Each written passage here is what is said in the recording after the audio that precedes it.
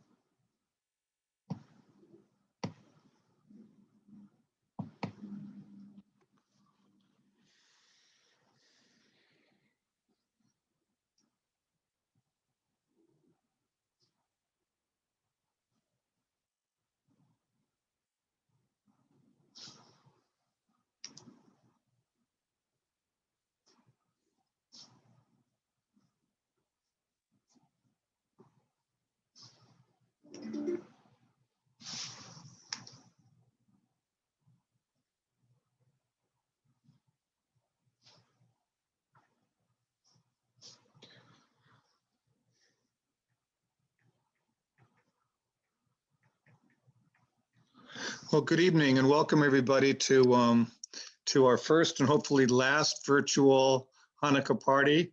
As you all know, because you've had various events you've been part of, it's a bit of a challenge making this work virtually, but we appreciate your taking some time tonight to come and celebrate the holiday with us. I want to thank the folks who sponsored this event today. We have Sunny Zia of the Long Beach Community College Board of Trustees, State Senator Henry Stern, Brad Sherman, Congressman, LAUSD School Board Member Scott Schmerelson, LA City Council Member Bob Blumenfield, California Senate Majority Leader Bob Hertzberg, LA City Controller Ron Galperin, John Popich, the Deputy Chief of Staff for LA City Council Member Blumenfield, and Assembly Member Jesse Gabriel. We really appreciate the support. This is an annual event for us, but like I said, it's a little different, and we're pleased to have with us a fabulous chef and Doug Weinstein. Debbie Paperman, our executive board member who spearheaded this event, will introduce him in a little bit to you. But we think it'll be a fun-filled night. If you don't know how to make latkes, you'll learn. If you know how to make latkes, you'll learn a different approach to making latkes. And we'll have a rabbi lead us in a blessing, have Debbie light some candles for us, and have a fun time tonight. So again, thank you for being here. First person I'd like to ask to speak for a few minutes, emphasis on few minutes, is Jesse Gabriel, our assembly member from the 45th AD. And I'm trying to get to his name so I can unmute him.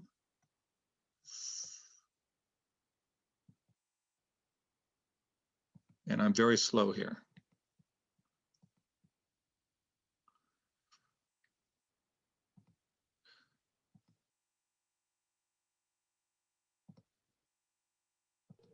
There you go. There you go, Jesse. I'm sorry. No worries, Greg. Thank you. There are quite a few of my Republican colleagues in Sacramento who I'm sure would prefer if I were muted all the time. So appreciate you unmuting me.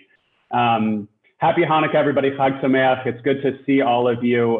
First of all, thank you to Greg for your tremendous leadership, to everybody who's involved with DFI, to the board, and all the wonderful activists. And I certainly take a point of pride as the assembly member who represents the West San Fernando Valley and as chair of the Jewish caucus in the legislature that so many of the wonderful activists involved with this organization are from the West San Fernando Valley, which we all know is the epicenter of Jewish life in the state of California. I know that Councilmember Blumenfield agrees with me on that point.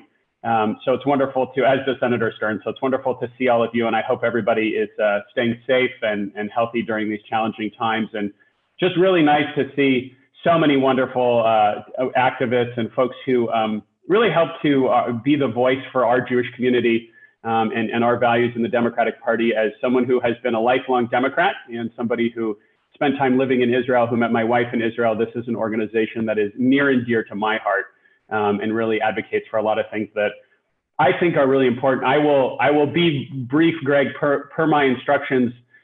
So other than saying thank you, the only thing that I was reflecting on before I got on here is that, you know, if you talk to some historians about the holiday of Hanukkah, they'll tell you that the part about the oil and the Chanukah and the oil lasting for 8 days was something that many historians believe was added to the story somewhat later by the rabbis. But that the part of the story that has really always been there is about a small group of people who fought back against incredible odds for equality, for freedom, for Jewish self-determination, and to speak truth to power. And I think that would be an accurate description of all of the folks who are involved with DFI and certainly with the Democratic Party at this very challenging moment in our history. So my Hanukkah gift to all of you is a new president and a new vice president that are coming very soon. I hope that fills you with lots of hope. I know that it's a challenging moment for the country and for our world, but there is a light at the end of the tunnel. So I just will say happy Hanukkah, and I hope you all stay safe and healthy. And thanks for having me. And Greg, thank you so much for your just tremendous leadership and all the great work that you guys do. Thank you very much, Jesse. Our next speaker, next guest, one of our big supporters forever and ever, is Councilmember Bob Blumenfield. And I will tell you that I've had the pleasure, the honor of working with Bob for many, many years in various political offices he's held, and he's been a solid supporter of all the things that are important to me. He's certainly been a solid supporter of DFI LA and of things related to Israel. But Bob, I want to thank you just on a personal note for all the help you provided down through the years and the causes I've worked on. And thank you for being part of this event.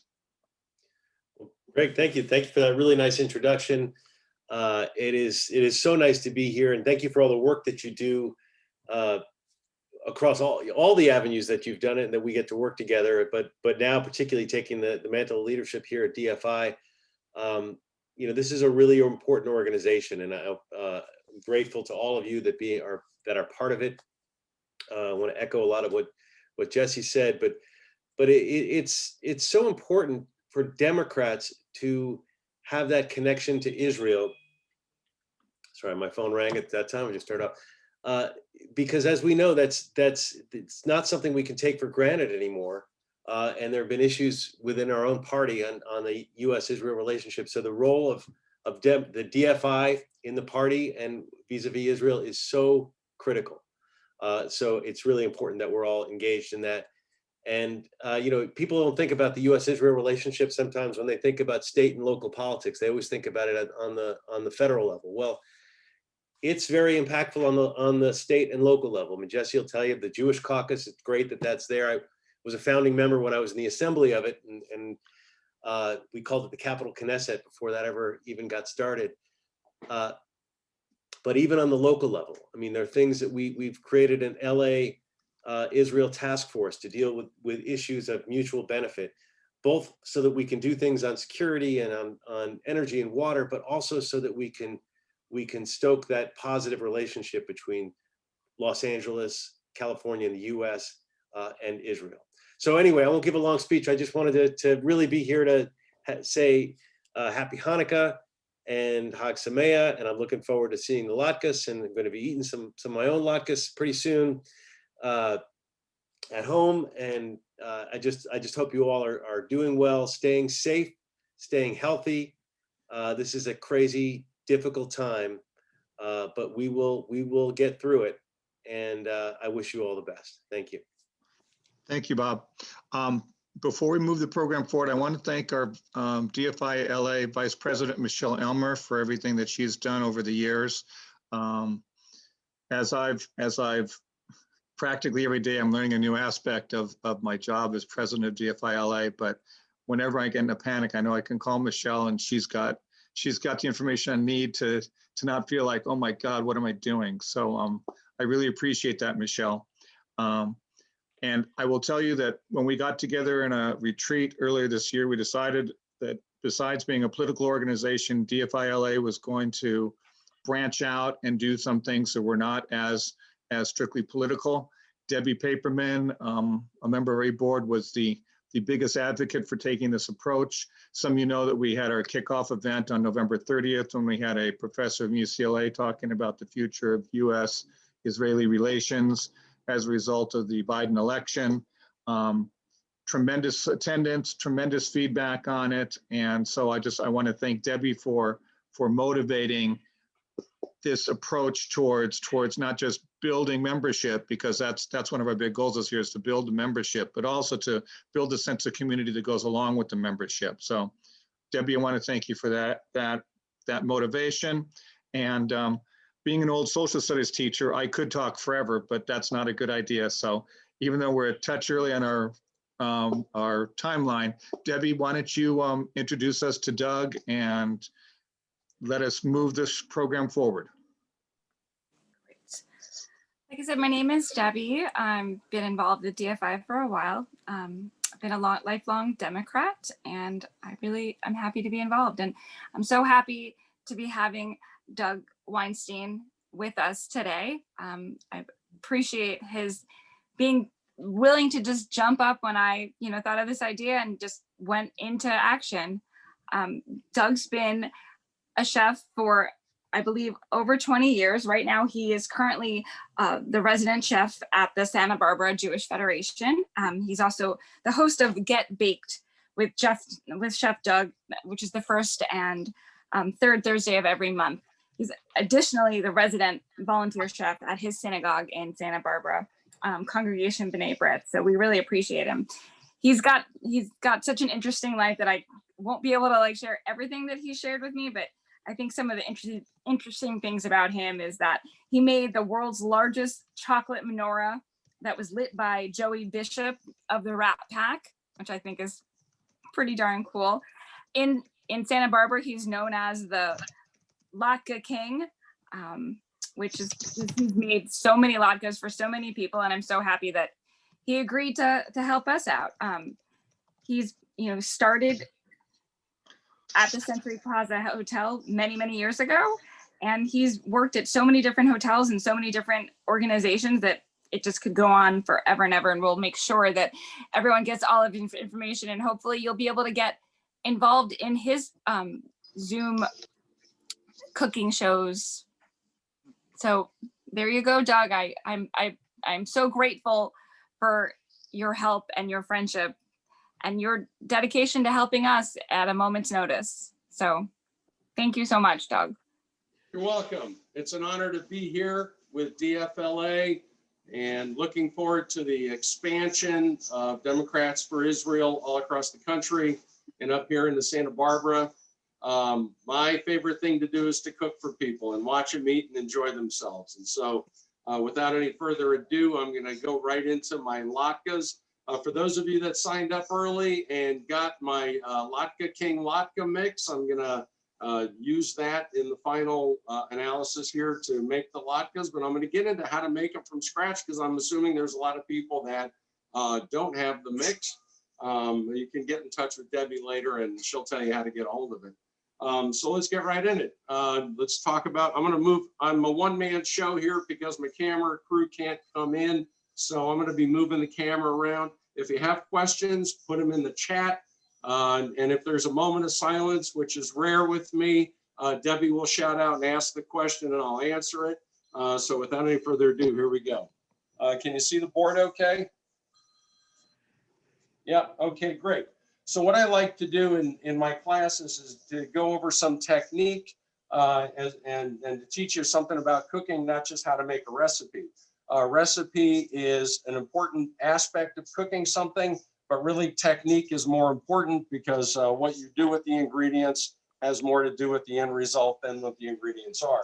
Of course, you want to start with good ingredients. So what we're going to do here is notice I've got all of my things in place. They call that mise en place in the kitchen.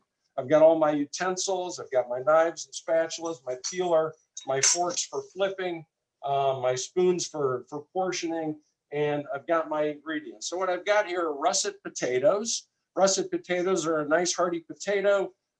They give off less water than others, and they're ideal for for latkes. I also have white onions. You're welcome to use red onions or yellow onions or sweet onions if you've got them. And I'm going to throw in a little twist here. I've got some yams. Some people like to use yams. You can use zucchinis if you like. It's entirely up to you on how you do it. Just keep in mind the ratios are important. So what we're going to do first is we're going to peel our potatoes. And so this you can do ahead of time. Potatoes turn brown if you leave them out too long. So, and I think I just cut myself with the slicer here. Potatoes will turn, whoop, I did, hold on, look at that.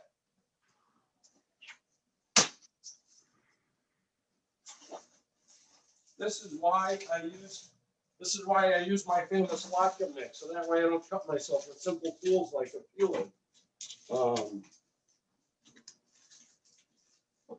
Here we go. That's crazy. I've never done that before on screen.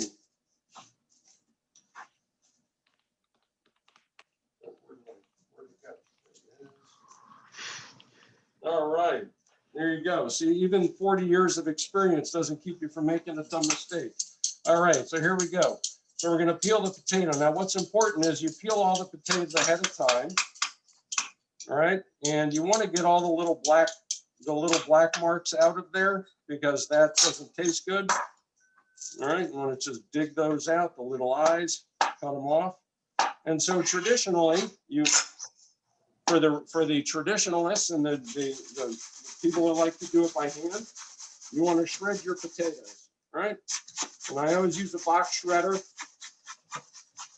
I've got eggs, flour, salt, pepper, and I've got a little parsley. I know you were wondering because it's Get Baked with Chef Doug. That's actually parsley. Nothing magical about it. So you go ahead and you shred your potatoes. Be very careful not to get any knuckle meat in there because it's not kosher. Right now, you'll notice that the potatoes are nice and shredded and they're glistening because they're wet. So what you do at this point is you take the potatoes and you put them in a towel or a cheesecloth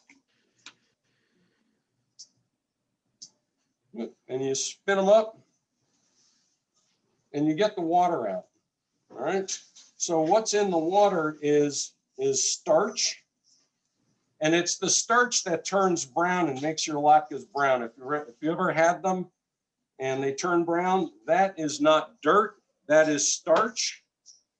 And so once you get the starch out, you can get rid of it. Sometimes if you have enough potatoes, what you're going to end up with is a bunch of water and starch, and the water will separate from the starch. And in the old country, that was what Bubby used to use to bind the latke in the mix, right? I'm going to use flour. So here are the potatoes, okay? The next thing that you would do is to cut an onion. Now with the onion, there's the root and there's the flour. So when you're dicing an onion or you're shredding an onion, you never want to cut the root off. You only want to cut the flour off because the root is what holds the whole onion together. So now that you've got your potatoes, you want to shred your onions. Now, if you're using a food processor, you can just put the onions and the potatoes right into the food processor together. If you don't like them shredded like that because they let off too much water, feel free to go ahead and dice them up nice and fine. Okay, you can dice them up. If you like them chunky, you can even caramelize the onions ahead of time if you like some extra spice. So we got the onions in there. Then we take a little bit of salt and a little bit of pepper. And I like to put in a little bit of flour. It binds it up. Then I take my spoon and I mix them all up together. And then I take the eggs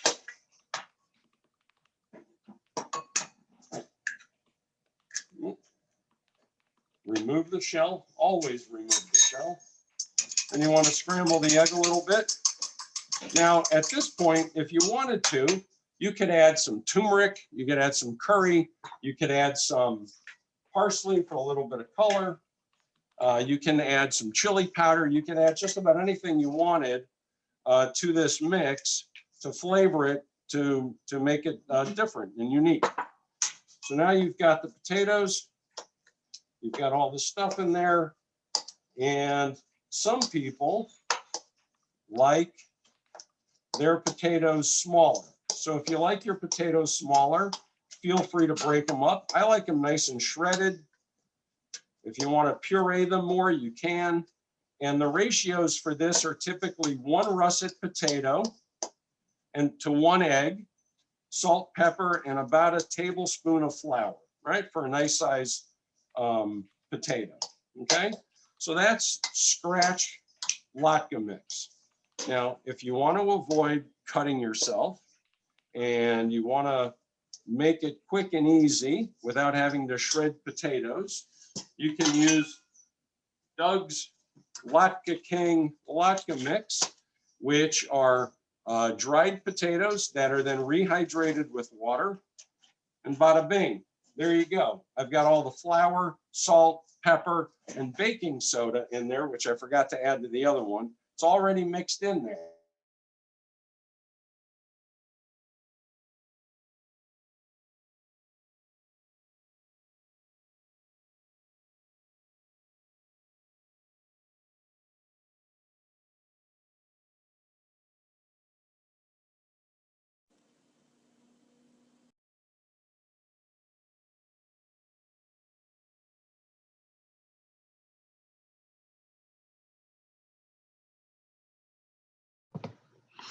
Doug, could you unmute yourself?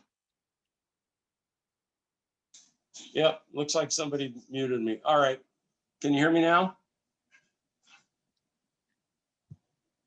Yes. Okay, great. Where did you lose me?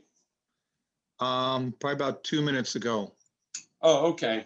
So this is the fresh latke mix. The ratios are 1 large potato to 1 egg, a tablespoon of flour, a half a teaspoon of baking powder, salt and pepper to taste.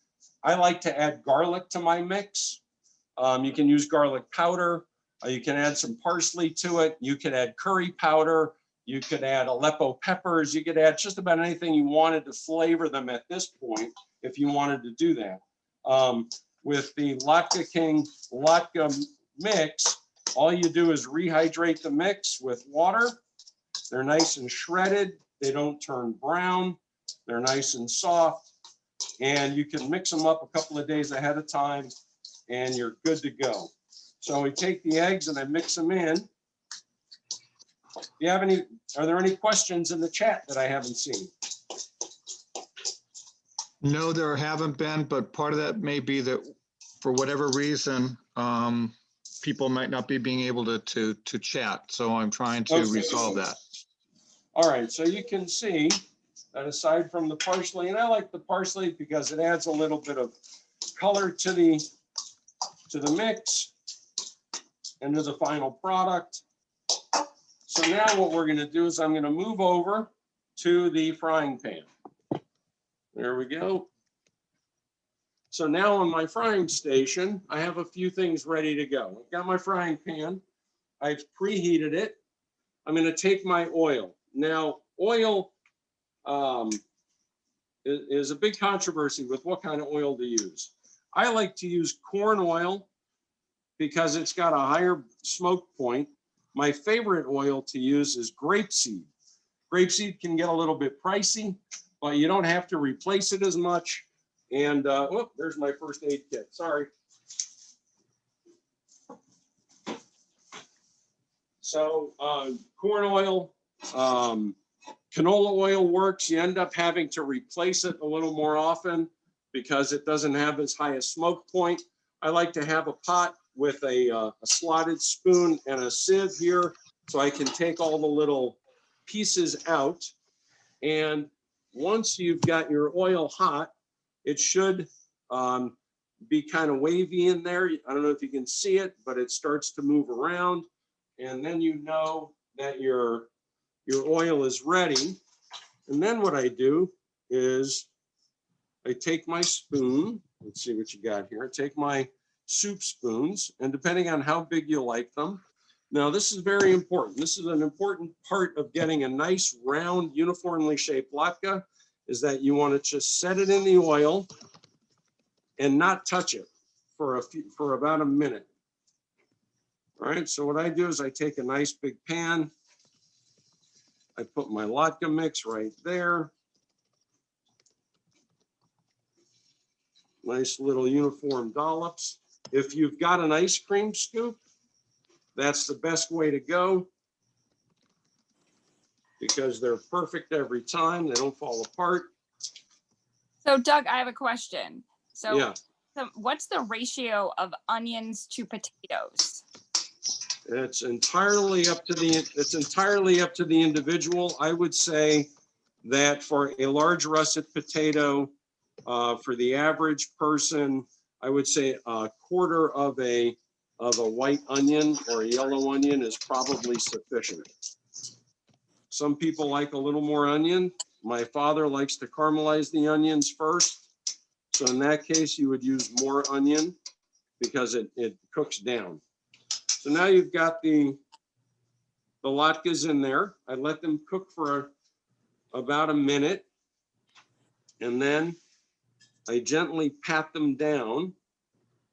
And the reason I let them sit and cook first is so that when I do pat them down, they don't break apart and they keep a nice shape. And then I can get them to a nice uniform thickness.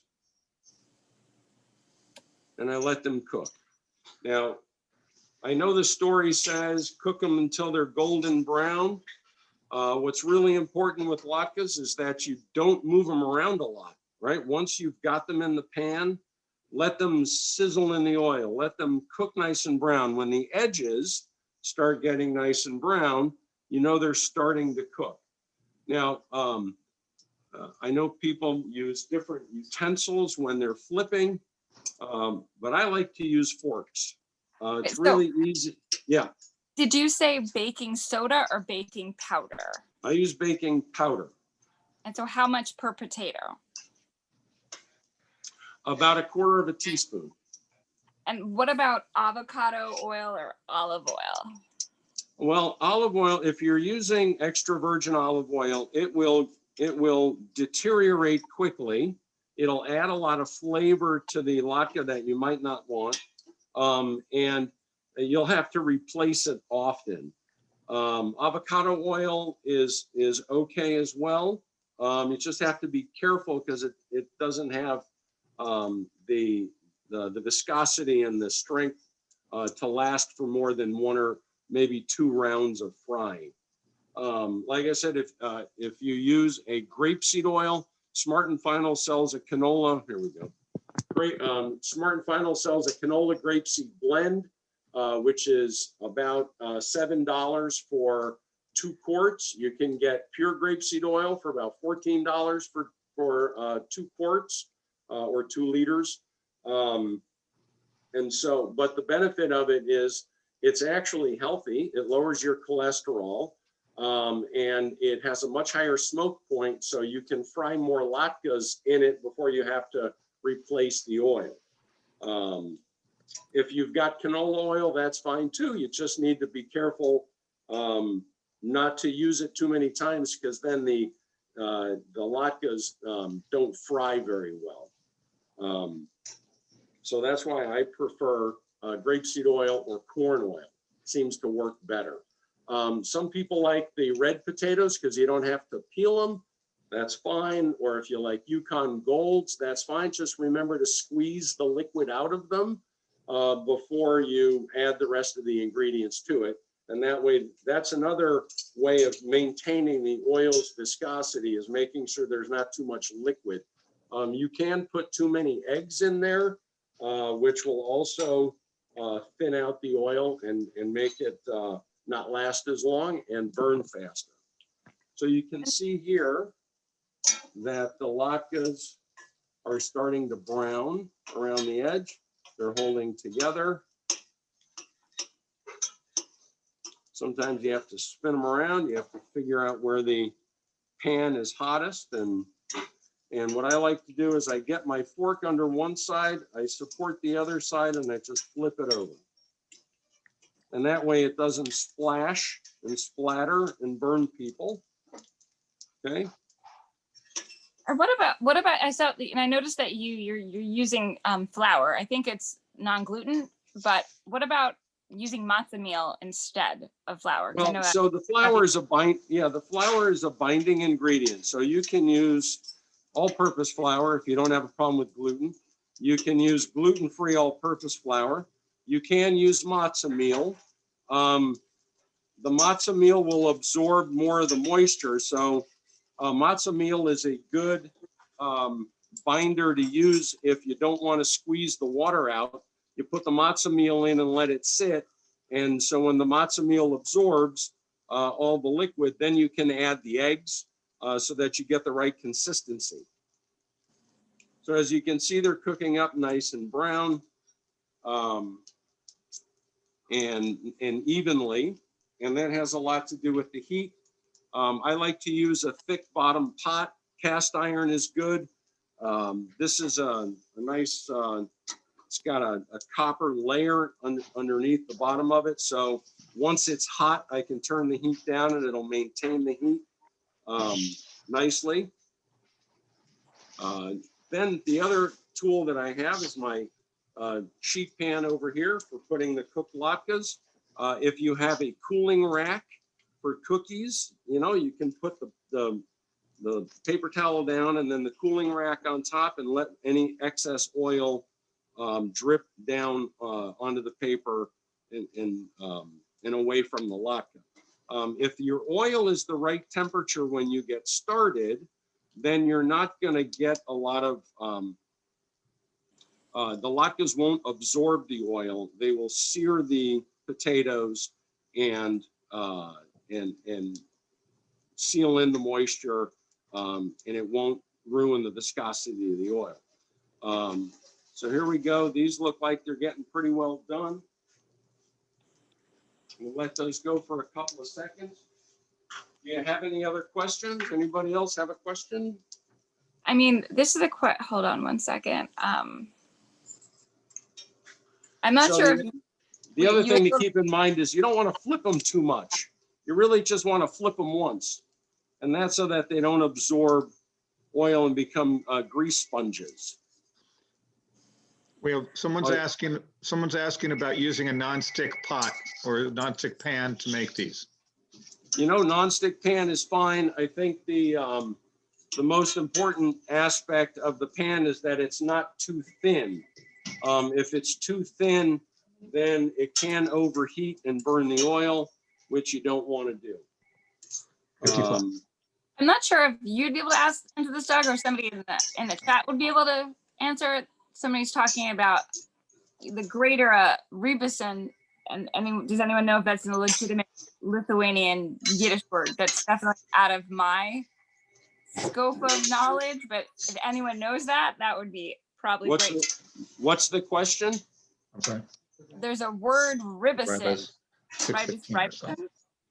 So is that a I don't know. Is that the little fried pieces here on that come out of the oil? No. I don't know. So I'm going to use a scooper for this one.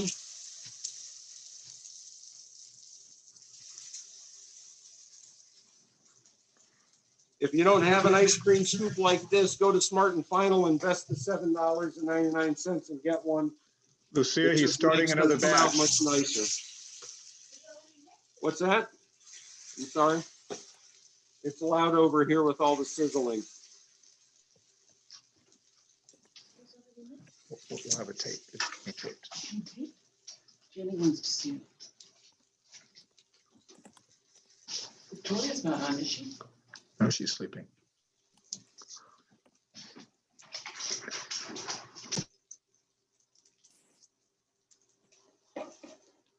There we go. Then, of course, you have to have your applesauce and sour cream.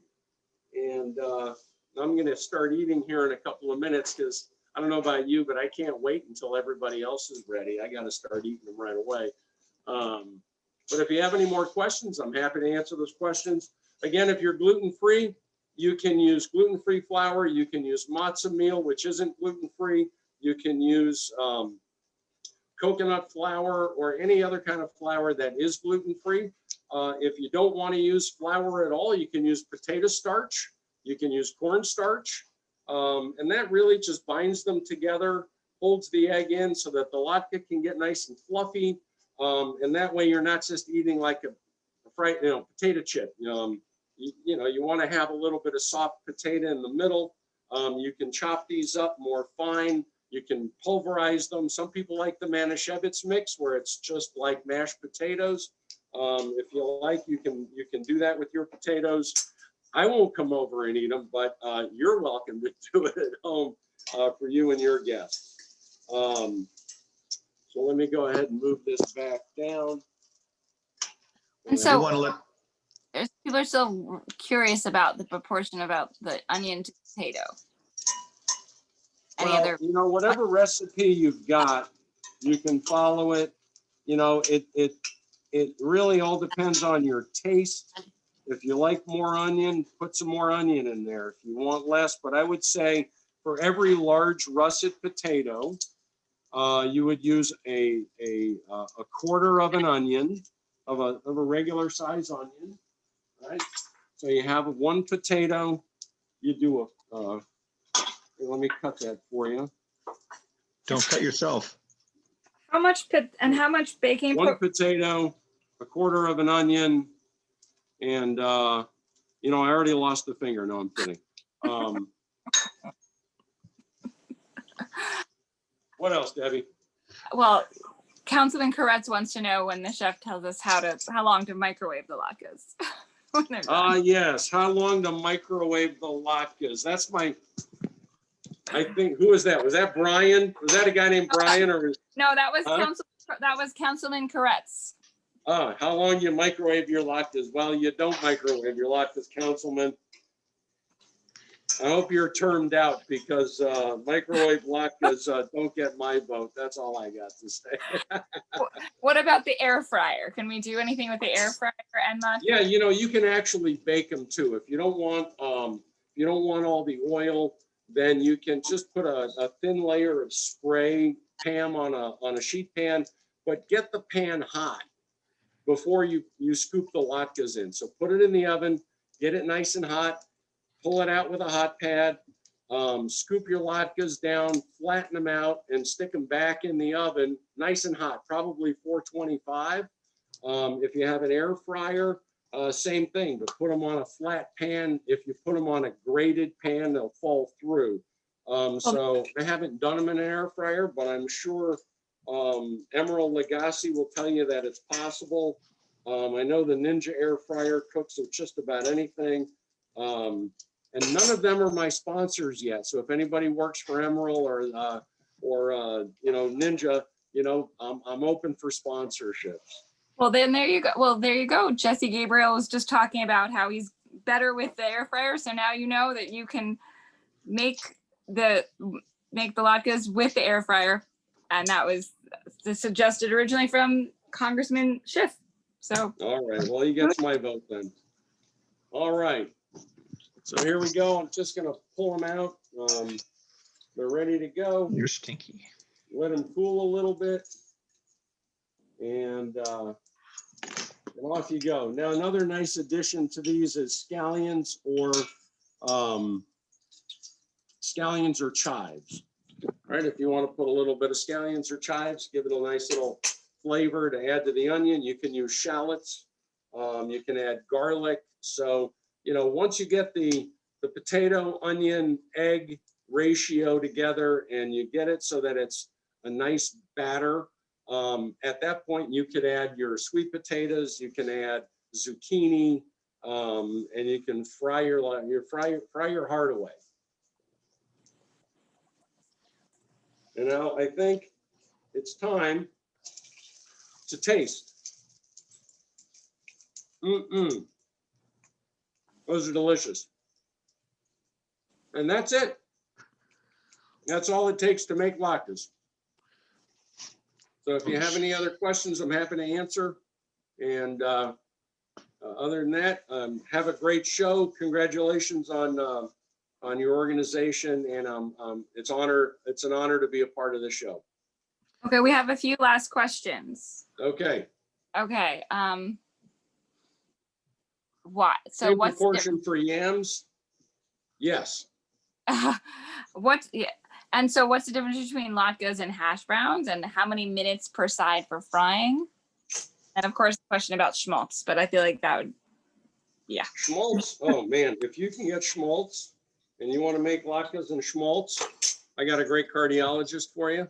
But that would be terrific. In terms of frying on each side, it all depends on how hot the oil is and how hot the pan is, right? So you just got to watch for it to be a nice golden brown. And when it's the right color, probably a minute to minute and a half on each side. You want to check it before you flip it. And what's the difference between a hash brown and a latke?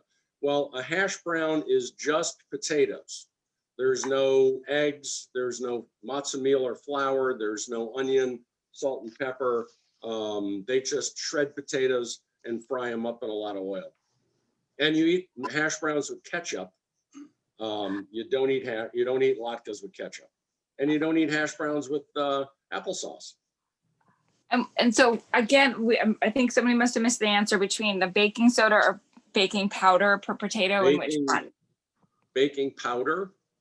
Baking powder. Potato, yeah, a potato. So a yam will have a little less moisture in it than a russet potato. So you might need to add another egg to the mix. Just want to keep an eye on the consistency. It should be creamy. There should be enough moisture in the mix that it's not just shredded potato. And you might find that your yams absorb more of the egg, and you might need to add a little bit more. Gotcha.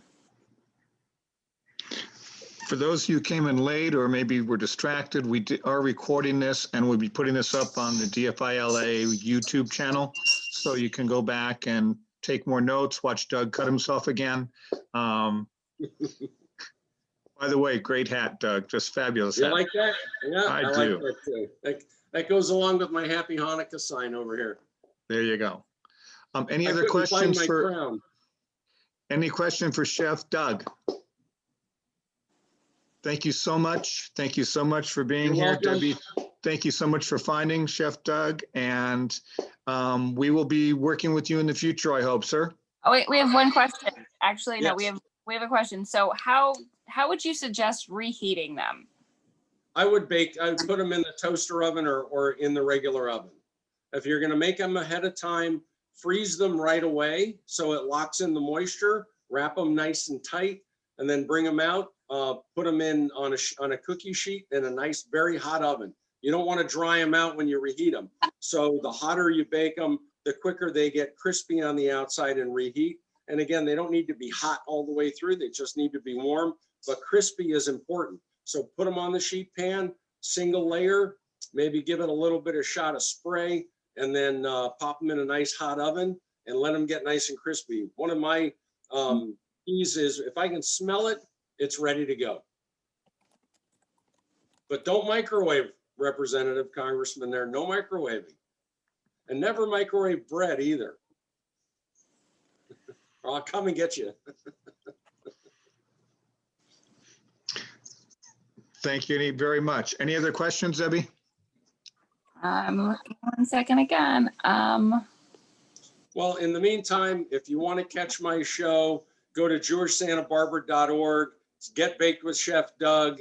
You can sign up there. We'll get you on the list every 2 weeks on the first and third Thursday. We do one at 2 o'clock on the first Thursday. We do a family show on the third Thursday. And I will be doing one on New Year's Eve with sweet stuff and chocolate and things like that. So it'll be fun if you're just sitting around looking at each other and you want something fun to do on New Year's Eve. I'll be doing a class. And we will be emailing, or we'll be sending everybody a thank you email, and in that we will include the contact information for Jewish Federation in Santa Barbara and the Get Baked show. Thank you very much. Thank you very much, sir. Happy Hanukkah. Hugs and Thank math. you. Thank you Thank so you. much. Thank you. Doug. Really Thank you. appreciate it. You're welcome. I'm going to go eat now. Alrighty, sir. Thank you again. And Debbie, thank you so much for setting this up. This was great.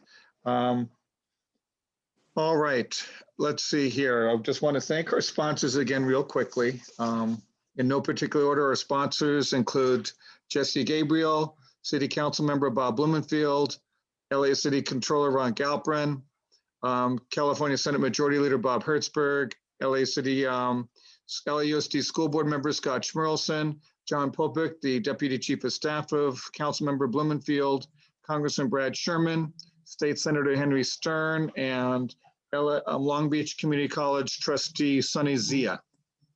Want to thank you so much for your support. For those of you who might have supported, if someone had contacted you and asked you to sponsor, we apologize for perhaps not making contact with you, but trust me, we won't make that mistake twice. And really appreciate your support. And we have our wonderful sponsor. I'd love to have some words. Exactly. Scott Schmerlson. Scott Schmerlson was the survivor of over $5 million in vicious campaign propaganda directed against him. And he emerged reelected to the LA Unified School District School Board. So Scott, if you'd like to unmute yourself and go ahead and say a few words to the group, please.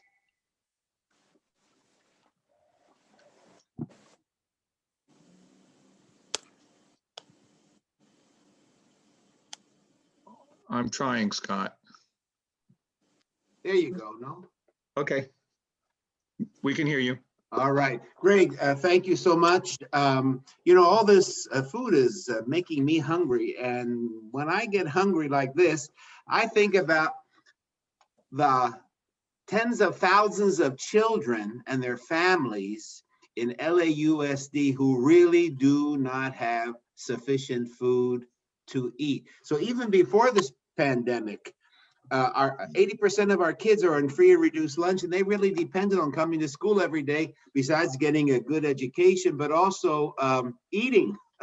And let me tell you that I am so proud to be a member of LAUSD. As of Friday, we served 86.9 million meals, almost 87 million meals to our families and children in LAUSD. So if you're not a teacher or involved in schools, you really don't know about all of this, but we are feeding everybody. It doesn't matter who you are, you don't need an ID, you just come to a grab and go center and you get food. And before the holidays start, we give them extra food to last them through the weekend. So just so proud to be part of LAUSD. Thank you for re-electing me. I'm still gonna look out for my kids, education-wise and food-wise. So thank you, Greg. Thank you, Scott.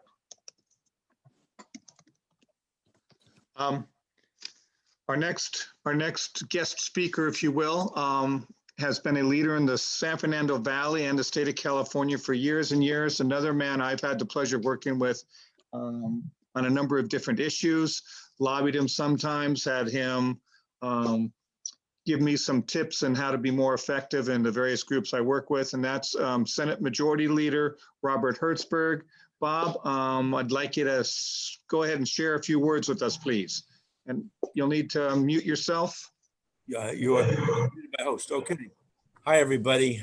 I saw a lot of people this morning at Action Dems, but thanks for including me. I really appreciate it. No big, long words. Scott, that's incredible. 87 million meals. You know, when people think government's not important, tell that to all the people whose families were impacted in that way. It's pretty impressive. You know, Hanukkah is all about the miracle of one night of oil lasting 8 nights and perseverance and being through tough times. And certainly we have been through tough times. But I am optimistic as we move forward that obviously with the change in Washington, I've been a number of just working very hard with respect to our state government and issues with respect to helping get those schools open, Scott, and getting tests out to kids. I think there's a real energy behind this. And I think that, as I said this morning, one of our great challenges as activists is we're not fighting the ideas, we're fighting apathy. We're fighting the fact that so many people just don't think government makes a difference. And I think what we've shown here, Scott, I keep coming back to you, government making a difference. It's pretty impressive. And I'm hopeful for this next year. And I just want to wish everybody the best. Keep everybody healthy until you can get your vaccines. We get past this and deal with so many of the other issues with the rich divide and some of the extraordinary challenges that we face. And all of us in government, I saw Jesse on here and the like, are working our kitchens out to try to make it work. So thanks, everybody. Happy holidays, everybody, very much. And again, thanks for including me. I appreciate it very much. Thank you for being here. I'd like to ask Councilmember Paul Koretz if he would speak. Paul is if I'm not mistaken, Paul, you're one of the founding fathers or founding members or founding leaders of DFI LA, and you always participate and support everything we do. And somebody dropped the ball within our organization and didn't get a chance to take your money, and I apologize for that. But I would like to ask you to share a few words with us, if you would, and if you'd go ahead and unmute yourself and speak, I'd appreciate it. Well, hello, everybody. Chag Sameach. And thank you to you and Michelle for your leadership as we pass the torch to you. I was an original member. Way back when we were having problems with Democrats making an effort to pass anti-Israel and anti-Semitic resolutions at the California Democratic Party. And I think that was the original part of it. I would like to say first, by the way, I did not actually ask the question about microwaving latkes, although I would say it seems very plausible because my lack of cooking ability has preceded me. I have set my ceiling on fire once in a previous cooking attempt, so that will give you an idea of how accurate that was. I appreciate everything this group has done, and I want to thank the Jewish caucus at the state legislative level for being formed and for their leadership. I actually thought about doing that when I was in the legislature, except there was such consistent support for Israel and Jewish causes and against anti-Semitism that it didn't seem necessary, but things have changed a bit over time, and I think their involvement is absolutely crucial. An interesting thing that I happened to read today in the Times of Israel, as a historic note, there was an interesting article about modern Maccabees. And what it referenced was a surprising amount of resistance to the Holocaust among Jews that is virtually not credited anywhere else in the world. But London's Wiener Holocaust Library unearthed a significant amount of research and found that there were actually hundreds of incidents of resistance and thousands of lives saved and many lives lost in that process. So it's an interesting, more than historic footnote to all of us, but it's something that I think most people and even I didn't realize. And I'm certainly aware of some of that history. A very dear friend of mine who's now around 100 years old, Andy Stevens, led the forgery effort that forged papers for Raoul Wallenberg that enabled him to save tens of thousands of Jews. But that's really just the tip of the iceberg. So a fascinating historic footnote that I thought I'd bring to you on this day. This is a great time to celebrate. Thank God Donald Trump is out of office and Joe Biden is there. I've been an enthusiastic supporter of Joe Biden for president since 1988, I have to admit. I kind of had given up on that as a possibility, but many strange things have happened this year. So I'm looking forward to his leadership and all of our leadership in a great year in 2021. Thank you very much, Paul. I really appreciate it, and I'm looking forward to your continued involvement with us, and to all the founders of DFI LA. Please feel free to send your suggestions and any gentle criticism you might have for us to Michelle or to myself or to Debbie or to any of our executive board. Thank you so much. I'd like to, even though he didn't know I was going to ask him to speak, I'd like to ask Andrew Lackman, the immediate past president of DFI LA, who's in the process of putting together our state affiliate, DFI California, and headed up this organization for a great number of years. And I appreciated his leadership before. Now that I'm president, I appreciate his leadership even more. Andrew, thank you. And you're absolutely right. I had no idea I was doing this. No, it's a Hag Sameach to everyone. Thank you for being here, and thank you, Greg, for taking and this current executive board, many of whom put up with me for many years as DFI LA president, for your great work on the innovation on this event and many more to come. Very quickly, Democrats for Israel California continues to grow. We're excited. As you know, we've got 2 other clubs that are currently in existence. Democrats for Israel Orange County, Democrats for Peace in the Middle East, and we've got a number of ones that are in process in Northern California, around the Bay Area, Sacramento, and even the Central Coast. Democrats for Israel LA, we're talking about history for a moment. The fact that in 1990 we had to fight off an attempt to change a resolution and a platform attempt to foist a single state solution, and here we are again, not seeing it again until 2019, and having it happen all over again. The role of organizations to make sure that we've got a voice in the Democratic Party and are a part of it is so critical. We've seen it with ethnic studies, as we've supported the effort for ethnic studies, but wanted to make sure it's done in a way in which voices are respected, those of all who have experienced discrimination, including our own community. That was critical.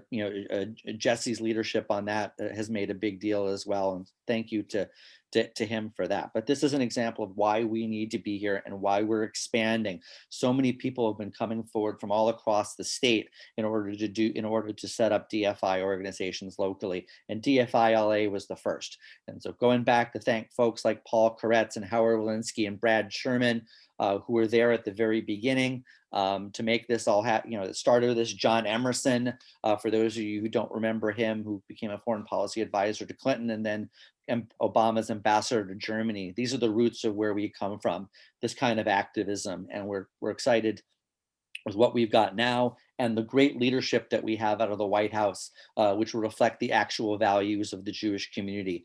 I'm going to mention one last shout out to DFI LA, and that is we've actually filled up the next two editions of the Atlanta Jewish Times with ads for the control of the Senate. 2 great candidates, one Jewish and one a great ally of Israel, Reverend Warnock, and you've got, on the other hand, a Republican, Kelly Loeffler, who has no problem having her picture taken with members of the KKK, and yet she says she wants to be a friend of the Jewish community in Israel. If it wasn't for DFI LA's leadership, we would not be able to get those ads out there from Democrats for Israel Committee, which is our federal PAC, out there making a difference at the same time when DMIFLA is active there and Jewish Democratic Council of America is making phone calls into Georgia as well.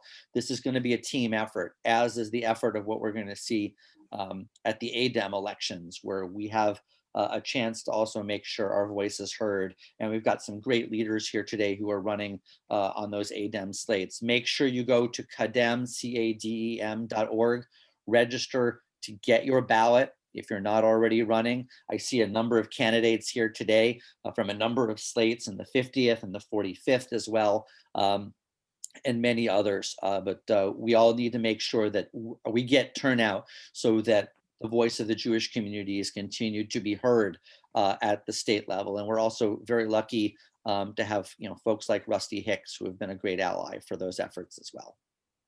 So back to you, Greg, and thanks for your work. Thank you, Andrew. Thank you. It's a touch early for me to put on Rabbi Hoffman, so let's ask one of our executive board members who is a sponsor to just share a couple thoughts with us. Sunny Zia is on the Long Beach Community College Board of Trustees. Sunny, go ahead and unmute yourself and say hi. And Rabbi Hoffman, I have you on deck. Thank you, Greg. Thank you, everyone, for joining us. It's such an honor for me to be on this board and having been able to serve. And a big Chag Chanukah Samach to everyone. You know, growing up, being a Persian Jew, you know, in Iran, it wasn't a big deal, but thank God in the States, because all the time I would get, hey, Merry Christmas. And I would always come back with a rejoinder that it's Hanukkah for me. And, you know, it was always the December dilemma. And thank God we have Hanukkah and we have each other and the light, the festival of lights. And really just to echo a lot of things that Andrew and what others have said, you know, this is important that we continue the fight and continue to advocate for Israel. I'm so proud that we may be tiny, but we are mighty.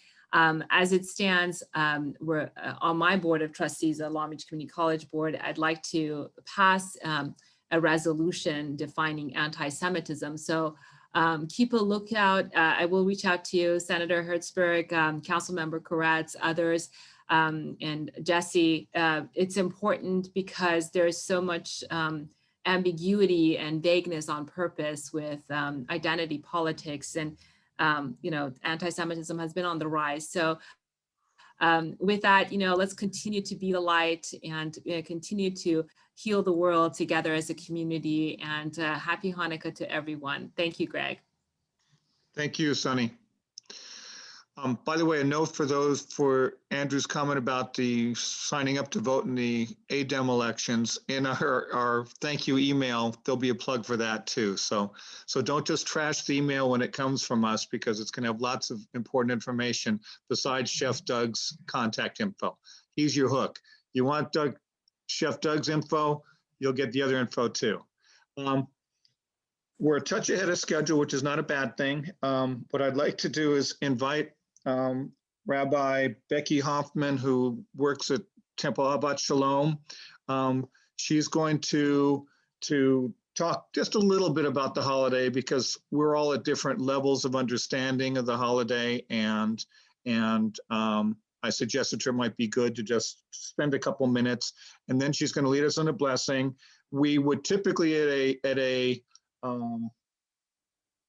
Hanukkah party for DFI LA ask some of the dignitaries to light candles, and they were all ready to try to do that remotely, but I thought it was probably just a lot easier if we'd ask Debbie to light the candles today and not have to go through all the technical difficulties involved. But I do want to thank Senator Stern and Senator Hertzberg and Sunny for being ready to light candles for us. I just thought maybe we'd err on the side of caution.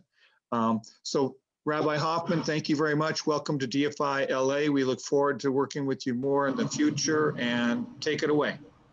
Thank you so much. And thank you all for being here tonight and taking the time to share in Hanukkah and to support our democratic values for our country and for our people. I actually wanted to start off with a little bit of show and tell. These are two Chanukahot menorahs that I got when I lived in Israel in 2001 to 2002. When I was in rabbinical school, I lived in Israel. And you can see there, you know, there's this one, it's pretty big. And then there's this one, it's a Hamsa, very basic Chanukahot. But what I love about these particular Chanukahot is that I got them when I walked into the grocery store named Mega. And Mega is essentially like a Ralph's on steroids. And as you can hear in the Hebrew word, Mega, it's big. So I walked into Mega, and inside there were bins, and it was bins and bins of Chanukahot. And to me, that was amazing to have this moment when I walked into this store, into the grocery store. It was just bins of these Chanukah. Now, if you grew up in Los Angeles or in the Jewish community in the 80s or 90s like me, you know that when you would go to school or religious school, you would get Chanukah, and they were like this big, and they were made out of tin, and you would touch it and you'd almost get like a paper cut because the metal was so thin and it was sharp, and it was no offense to the 80s and the 90s, they were junk. But then I walked into the stores, and then this is what it was. These are the strongest Chanukah that I have. They fit perfectly for candles, and it was so amazing to me that I had this place where I could walk in, where I was going to buy a loaf of bread, and it just was Hanukkah everywhere. And that to me was so remarkable, to have that experience and that feeling of being such a part of the world where I was living.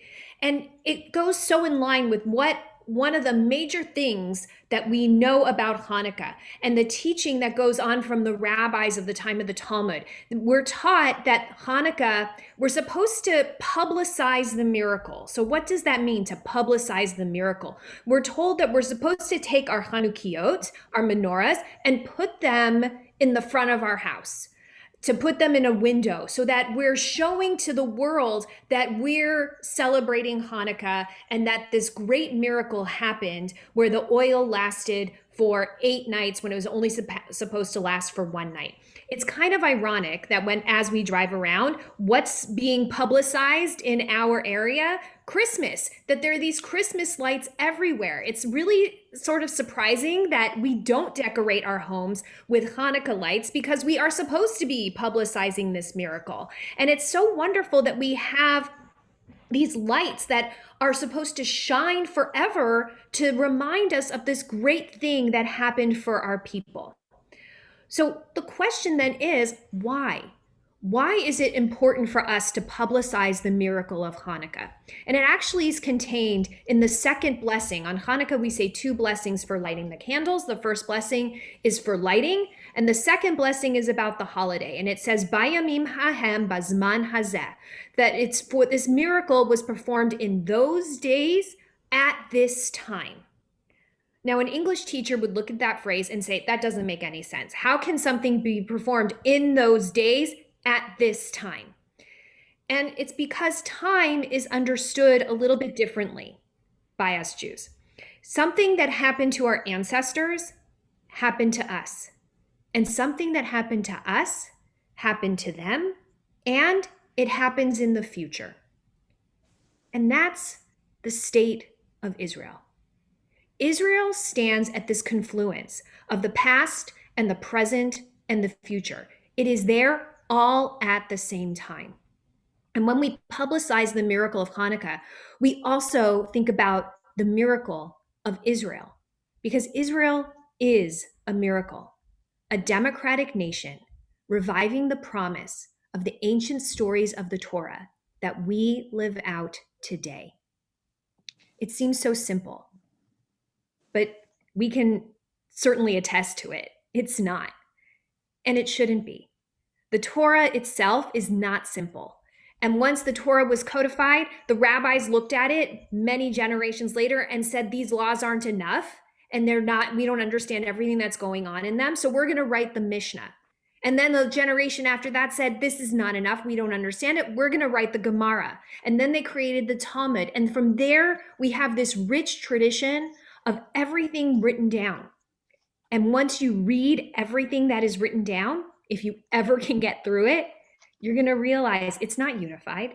There's no one way, one rule. It's argument. And we've preserved that. And we as Jews have lived like that for centuries. And we have survived, never actually having been unified in one way of believing and thinking. We welcomed the argument. We've critiqued it and called it holy. Israel is part of that dynamic. It's a place where our hope lives out in our ideals and for human beings. But just like human beings, Israel can fall short. It strives to be a light unto the nations, a place of freedom and democracy and based on the idea of hope. On Hanukkah, as we're commanded to promote the miracle, as Jews who believe in democracy and Israel, it's our responsibility, it's our job to publicize the miracle of Israel to our fellow citizens. And we do that by sharing light. That's the lighting of the Chanukiah. We bring light into this moment. We see that light grow. And as that light grows, it shines for us, inside of us, and to everyone around us. So I know Debbie is going to be lighting a Chanukiah. Is that correct? I will. Maybe you would be able to lead, Yes. us all, just because you're louder and better. So if you have a Chanukiah, you put the shamash in. Then we put in tonight's the fourth night of Hanukkah. So I'm going to use my Israel Chanukiah. Hopefully all of my candles will fit. That's not a problem. I have my menorah that I've had since I was a kid. So wonderful. I just thought that that was the best way to. Great. So we light the shamash first as the helper candle that lights all of the other candles. So we make sure our candle is going to stay lit. There we go. So we say 2 blessings for lighting our Hanukkah candles. The first one is for the lighting of the candle, and then the second is for the day. So we say the blessings together. We're going to sing them. Baruch atah Adonai Eloheinu melech haolam asher kitshanu b'mitzvotav v'tzivanu lehadlik ner shel Chanukah. Baruch atah Adonai Eloheinu melech haolam she'asa nisim lavoteinu ve'imoteinu bayamim hahem b'zman hazeh. And if you did not say the blessings, you can say Amen. Chag Sameach, everyone. Happy Hanukkah. Thank you so much for inviting me to join with you today. Thank you so much, Rabbi. Thank you, Debbie and Rabbi Hoffman. Really appreciate it. Okay, next on the program, we learn something every day and sometimes every minute. With us tonight are 2 former leaders in DFI. Francine Hanberg is the former president, and Jay Greenstein. I'm not sure, Jay, were you a president or just a member of the executive board? And if you'd each like to, go ahead and say 1 or 2 things, not too long, but we'd like to hear from you. I'd appreciate it. Francine, unmute yourself.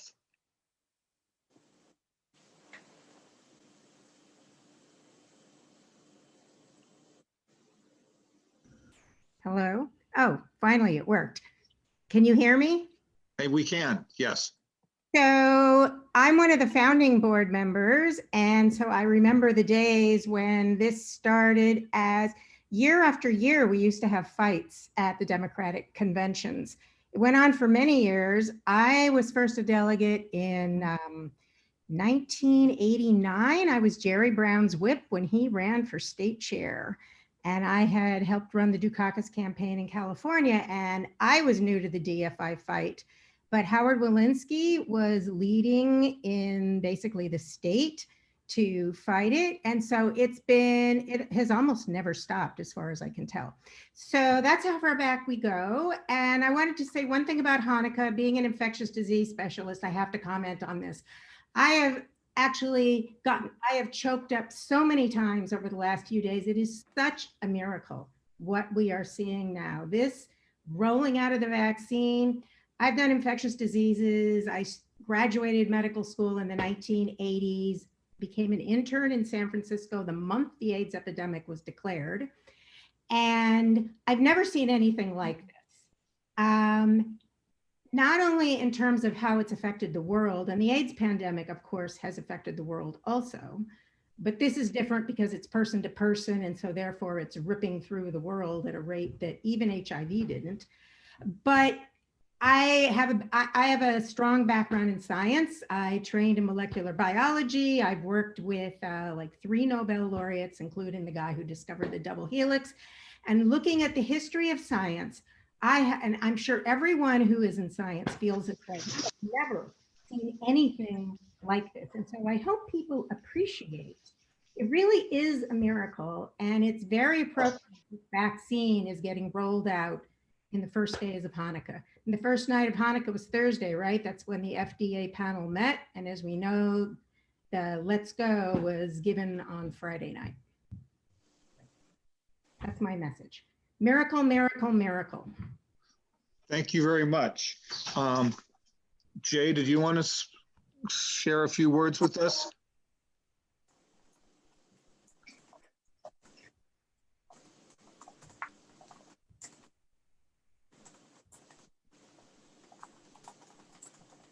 Is Jay still here?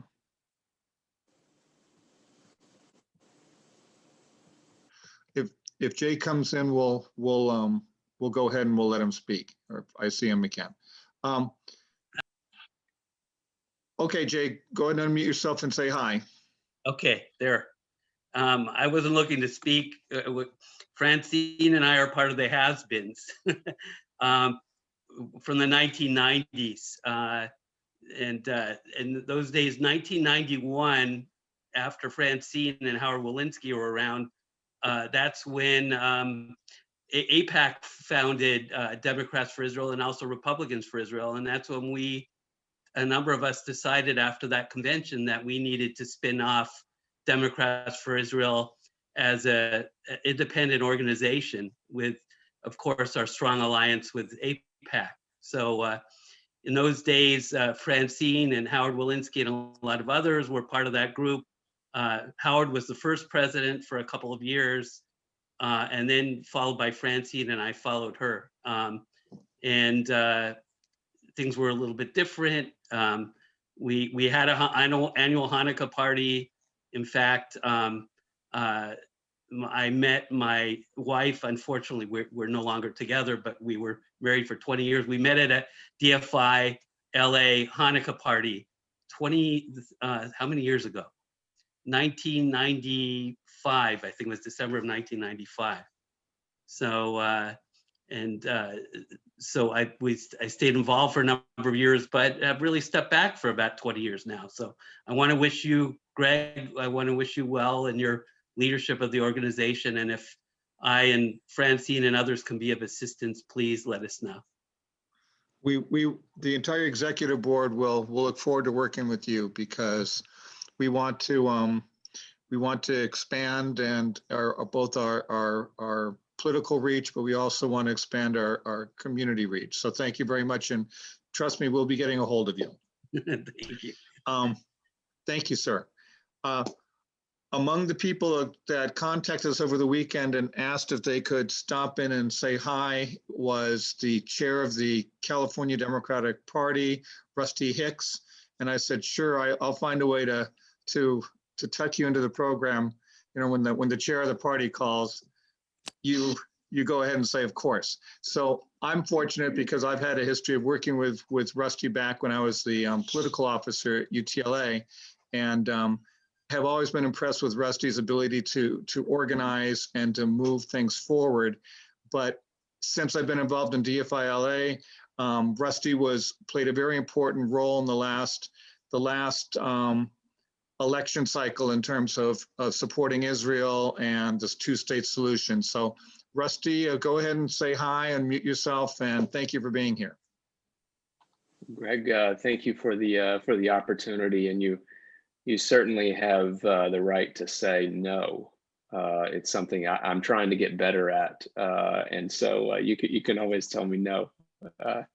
But I appreciate the opportunity to swing by and say hello, and to bring you greetings for a happy holiday season and a happy Hanukkah. Obviously, we've got so much to celebrate, and yet so much to hope for at the same time. I do feel like we are. I remarked to my wife earlier today that I feel like we're living in the season of mixed blessings. There is much to be grateful for.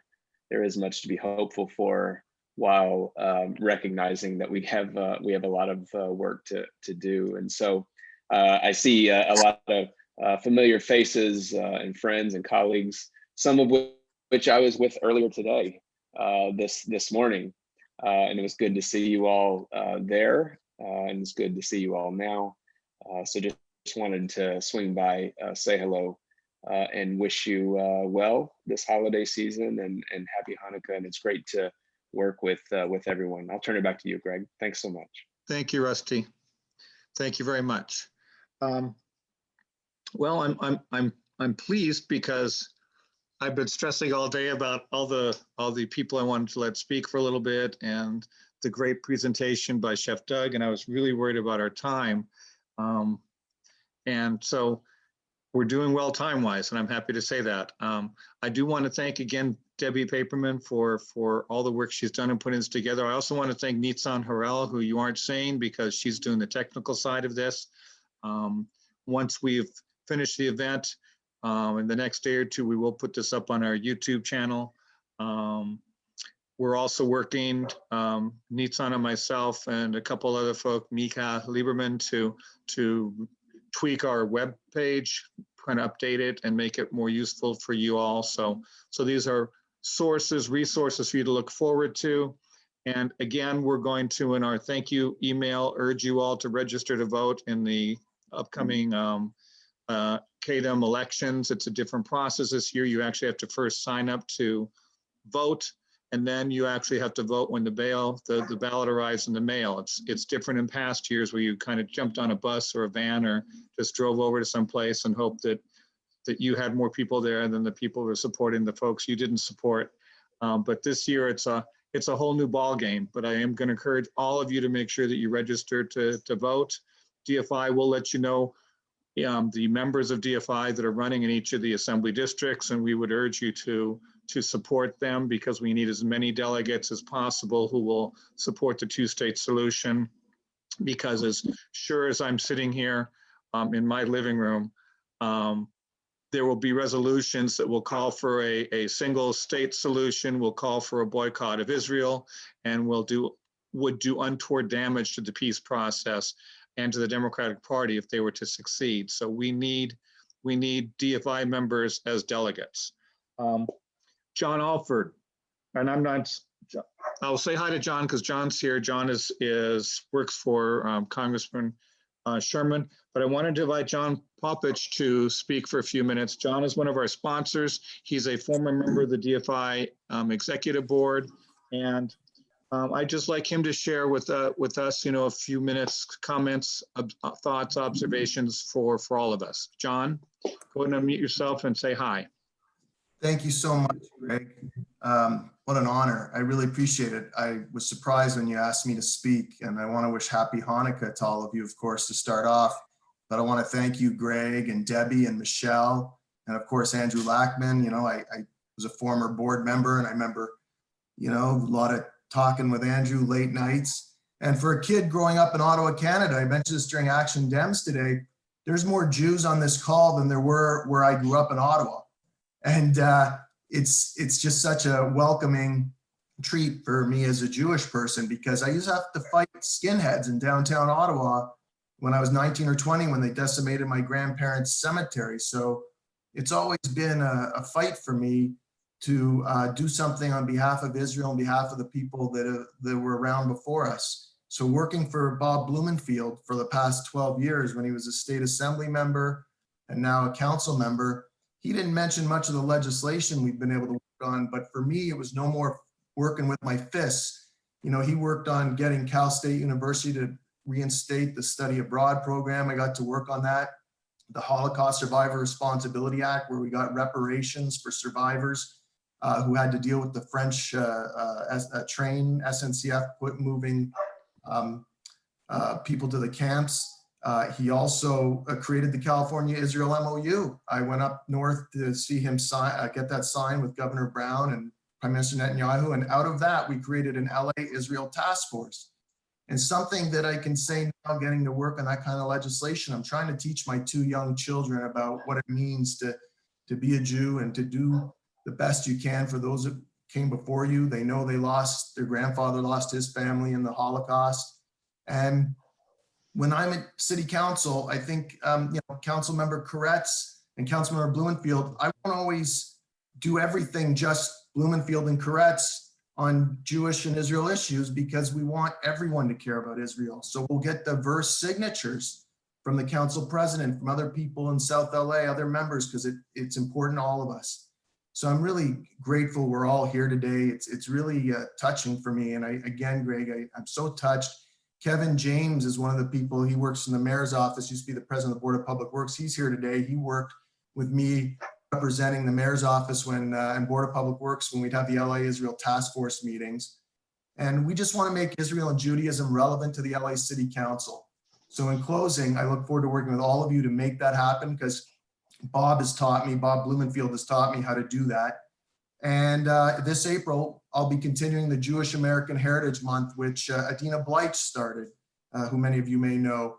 And she won't be doing it anymore for obvious reasons. So I hope that everyone can participate in that. And we look forward to kind of conveying our message and getting more love and support out there. And I want to thank all of you for what you're doing, for fighting for us at the state and national level. It means a lot to me, and it means a lot to the people that I've lost in my life who have since gone before us. So thank you, and happy Hanukkah, everyone. Thank you so much, John. While we wait for our last couple of sponsors to come on our call, let me talk to you about a couple of things we have coming up. In February, we have an event coming. It's the second of what we're calling, for lack of a better name, our educational series, which we're going to have four professors speaking on various topics. So in February, we're going to have a discussion of the status of the Israeli left. In other words, many of us wonder, with some consternation, why it is that as ethically challenged as Benjamin Netanyahu seems to be, he manages to remain in power.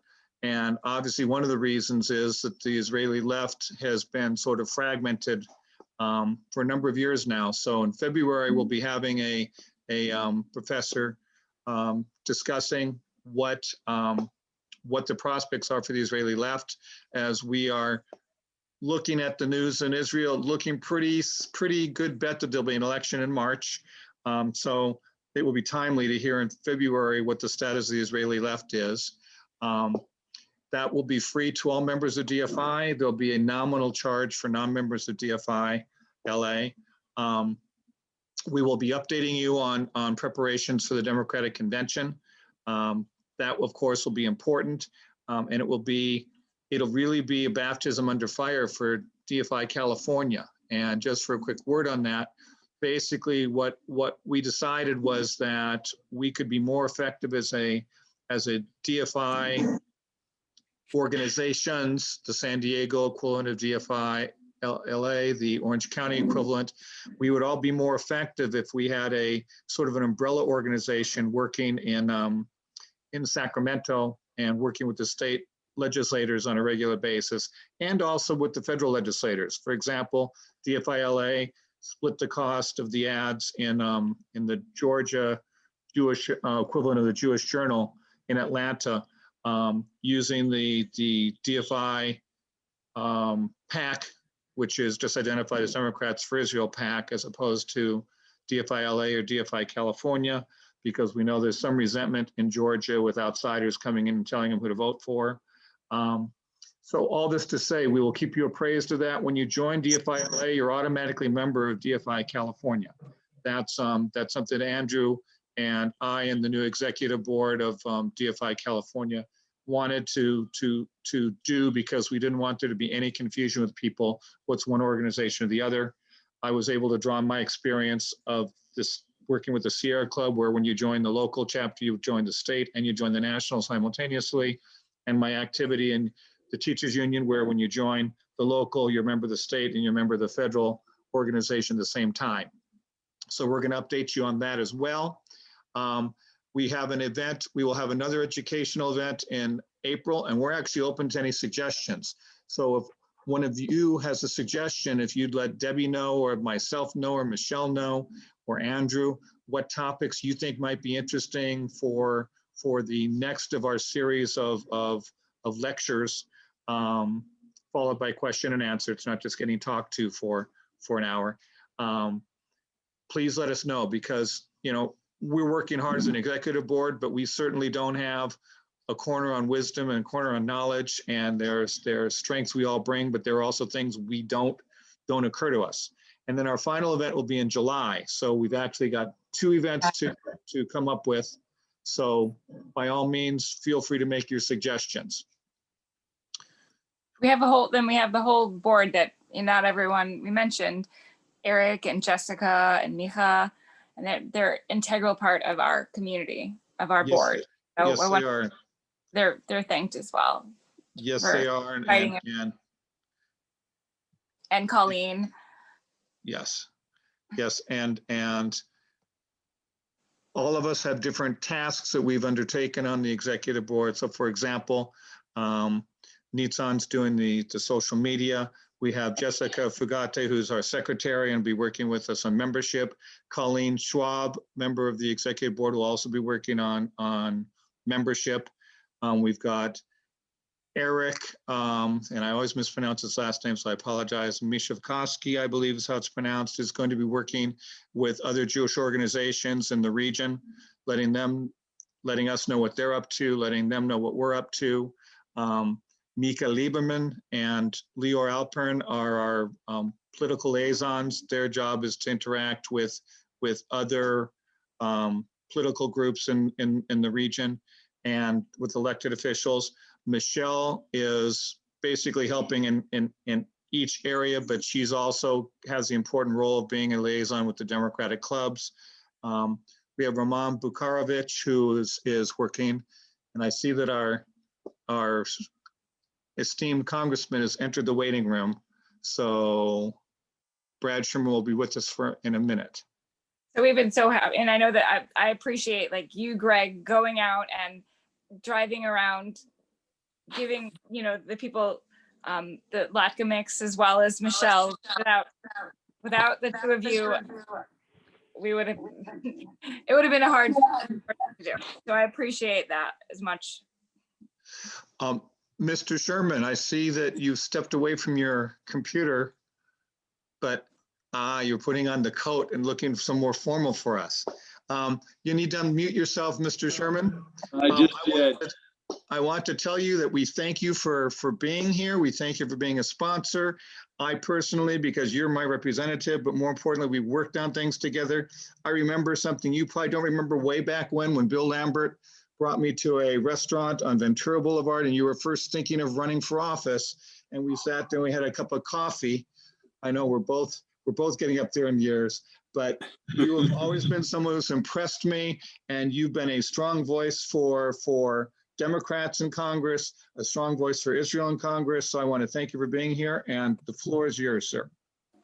Well, thank you so much. Many of you knew my mother, who died in October. A lot of people think I pulled her into political activism. It's not the case. I started stuffing envelopes when I was 7 years old, and walking precincts with an adult when I was 8 and 10 and 12. And it's a result of those repeated acts of child abuse that I'm in Congress today. And I was a volunteer, as so many of you are.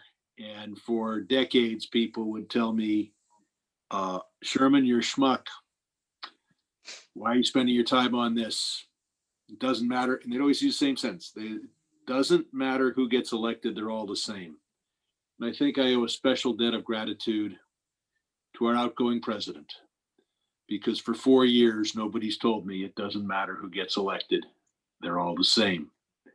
We have worked hard to strengthen and to preserve our constitutional institutions over the last 4 years. Our national nightmare is almost over. I want to thank everyone for your involvement to make sure that the pro-Israel community is part of the Democratic Party and that the Democratic Party is pro-Israel. A lot of people think this is a recent concern. Of course, this club was formed focused on that very issue, focused on the state party back in the 1980s. And I think Howard Walensky is on. Some of the other folks who were there are on, and we still have our work to do. On one practical note, I think you're all familiar with the ADEM process, and we got to get good pro-Israel Democrats running. And I've got a special need for anyone you know who lives in the tiny city of Westlake Village, not in Thousand Oaks, not Agoura Hills, that little city of Westlake Village, because I've got a couple of people there who are members of the county committee, and if they have an alternate, that alternate can be a member of the state committee and there to vote with us and hopefully actively with us on issues. I see Francine Hamburg there. I want to thank you again for participating in our town hall as an infectious disease specialist. And I see John Alford there. If you have any issues involving the federal government, particularly the PPP program, just give him a call. John will work very hard. He'll solve your problem. And then I, Brad Sherman, take the credit. So thanks for having me on. This has been a year in which 4 Arab states have recognized the state of Israel. So some good things have happened. And at the same time, it's a year in which Israel was tempted by Jared Kushner to go down the road of annexation, and thank God chose not to go down that road. So I was told to just speak for a minute. I think I've gone a little over. Thank you very much. Thank you very much for being here, and thank you for your continued leadership. Clearly, contact John Alford if you know anyone who lives and they don't even have to they don't even necessarily have to drive downtown or to UTLA, but they could even give their proxy if they can't make the state convention. That'll probably be virtual as well. But I need good pro-Israel Democrats who happen to live in the small town of Westlake Village. Thank you, sir. Thank you. Another friend of DFI LA that I'd like to introduce to you is I remember at the Democratic Convention in Long Beach, him working in strategy sessions and helping to push back on anti-Israel resolutions. And that's Ron Galperin, our city controller. Ron has been a longtime friend. I can't remember if he was one of the original founding leaders of DFI LA or not. Please excuse me for my lack of institutional memory, but I know that whenever there's been something we've needed, Ron's been there, and Ron has been a solid ally of the same causes that DFI LA stands for, because we are involved in other issues other than just Israel. We are a group of progressive thinking Democrats who want to see the party continue to be great in California.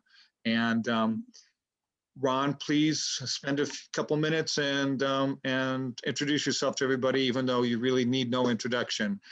LA City Controller Ron Galperin, folks. Good evening, everybody. How wonderful to be with you. Happy Chanukah.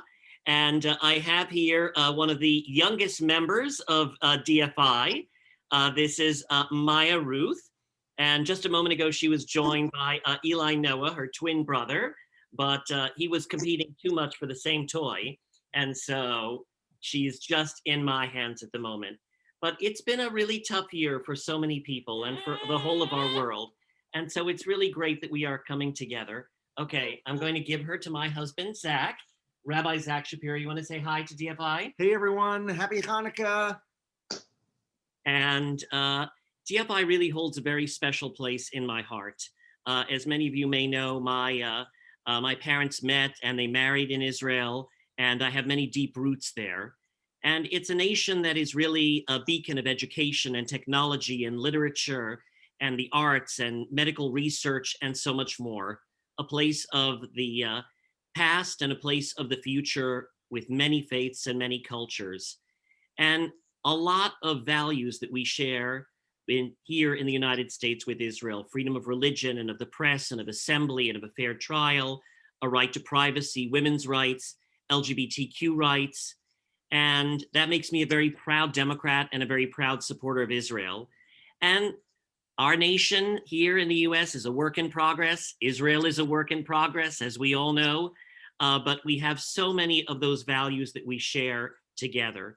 And there's a lot of work to be done. And we have an amazing opportunity now with the new administration that is coming into play. And I am so optimistic now more than ever about what 2021 is going to bring for our nation, for Israel, for the world. And I just wanted to thank everybody who has been a part of DFI for all that you are doing, for all that you're going to be doing in Georgia and well beyond, and to really wish everybody a wonderful Hanukkah.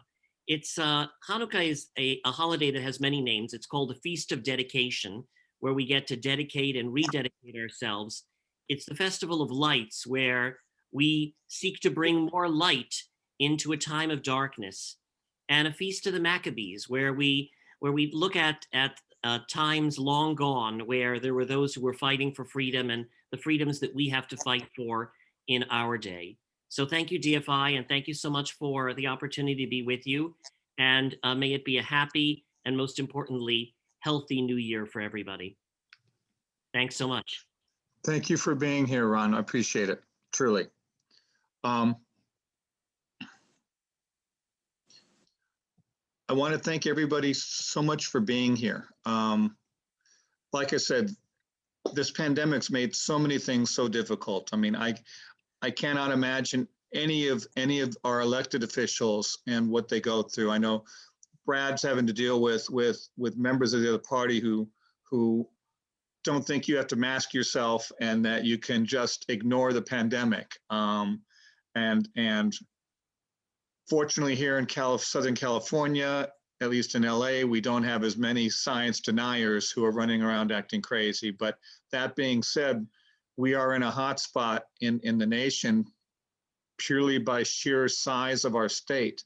But I really do want to thank the elected officials that are with us tonight for all that they have done to move aggressively forward and protecting us, trying to protect us from ourselves, if you will.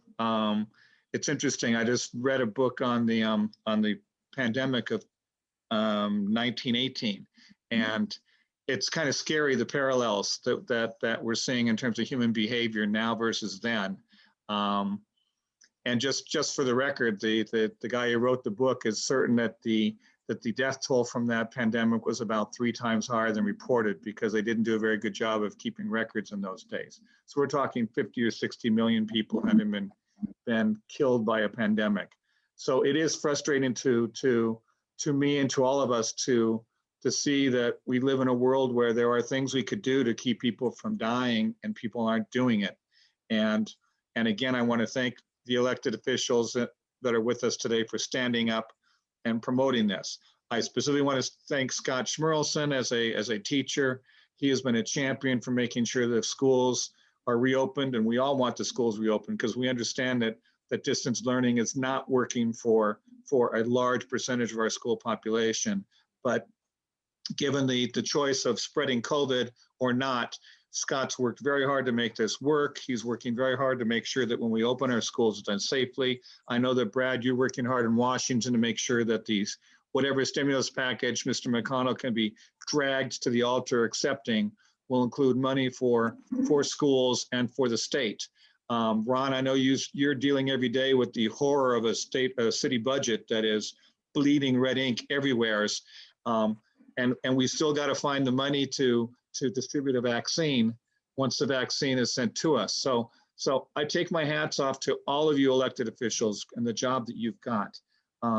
It's just, thank you for being there. Thank you for enduring the the political world, because it's not a very fun world to be part of.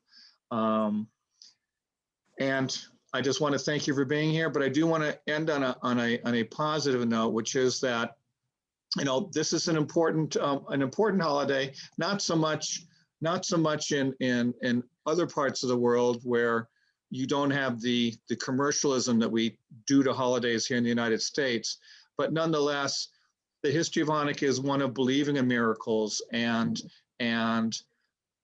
each of us in our own little way need to do what we can to contribute to the miracle of our getting through this pandemic. So I want to thank you all for being here. I'm going to turn it over to my friend Debbie for any last comments that she has. And again, thank you so much for being part of our program today. Debbie, thank you.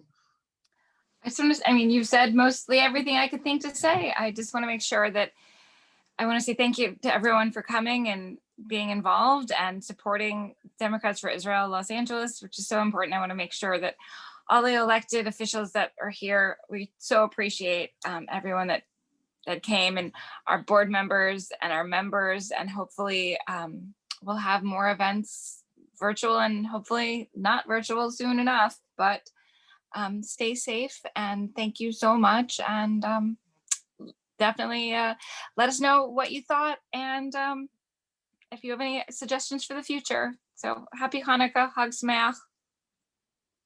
Happy Hanukkah, everybody. Thank you. Thank you so much. Bye-bye. Have a good evening.